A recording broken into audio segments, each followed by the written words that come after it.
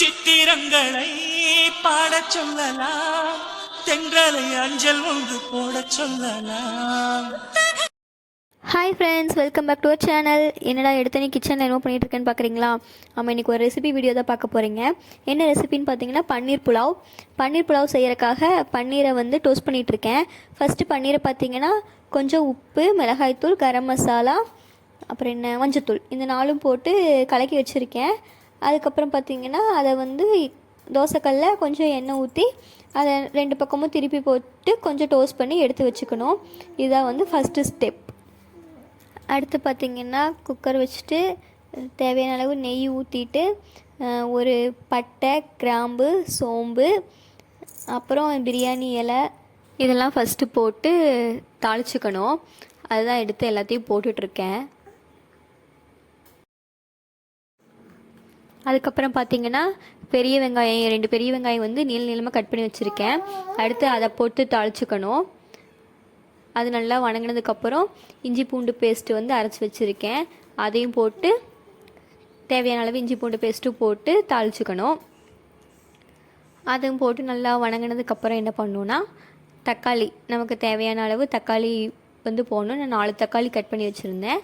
அதனால் 4 தக்காளி போட்டு, எனக்கு வந்து ஒரு டம்ளர் அரிசிக்கு 4 தக்காளி போதும். அதனால் நான் 4 தக்காளி போட்டு வணங்கிக்கிறேன். உங்களுக்கு எவ்வளோ தக்காளி வேணுமோ அதுக்கேற்ற மாதிரி நீங்கள் போட்டுக்கலாம். தக்காளி வணங்கினதும் பார்த்திங்கன்னா மஞ்சத்தூள், அடுத்து கரம் மசாலா, அப்புறம் மல்லித்தூள், அப்புறம் மிளகாய்த்தூள், இதெல்லாம் போட்டு தேவையான அளவு உப்பு எல்லாத்தையும் போட்டு கலந்து விட்டுக்கலாம். நான் எதுவும் வீட்டில் அரைச்ச மசாலாலாம் இல்லை, அதனால் நான் கடையில் வாங்கின மசாலா தான் யூஸ் பண்ணிக்கிறேன். நீங்கள் வீட்டில் ஏதாவது மசாலா அரைச்சி வச்சுருந்தீங்கன்னா அதை யூஸ் பண்ணிக்கலாம். அடுத்து பார்த்திங்கன்னா புதினா இலை அது போட்டுட்டு, அடுத்து தயிர் கொஞ்சம் ஊற்றி நல்லா கலந்து விட்டுக்கலாம்.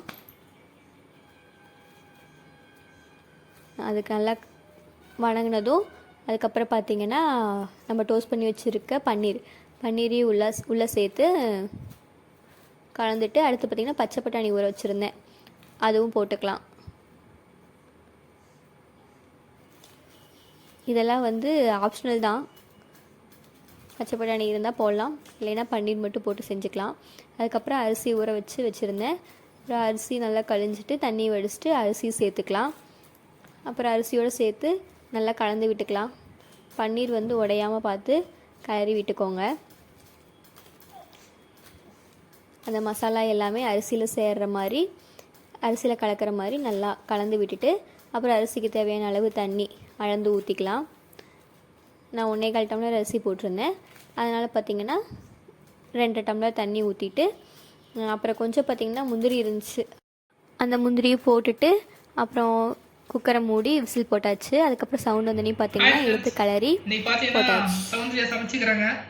பிரேக்ஃபாஸ்ட்டு கொடுக்குறேன்னு சொன்னாங்க பன்னீர் புலாவை, பட் லஞ்சுக்கு தான் செஞ்சு கொடுத்துக்கிறாங்க. இருந்தால் பரவாயில்ல, டேஸ்ட் வைஸ் செம்ம சூப்பராக இருக்குது.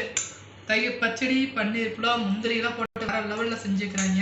எனக்கு ரொம்ப பிடிச்சிருக்குது. இந்த டைம் தான் நான் குறையே சொல்லலை, இருந்தால் நான் டேரெக்டாகவே சொல்லியிருப்பேன்.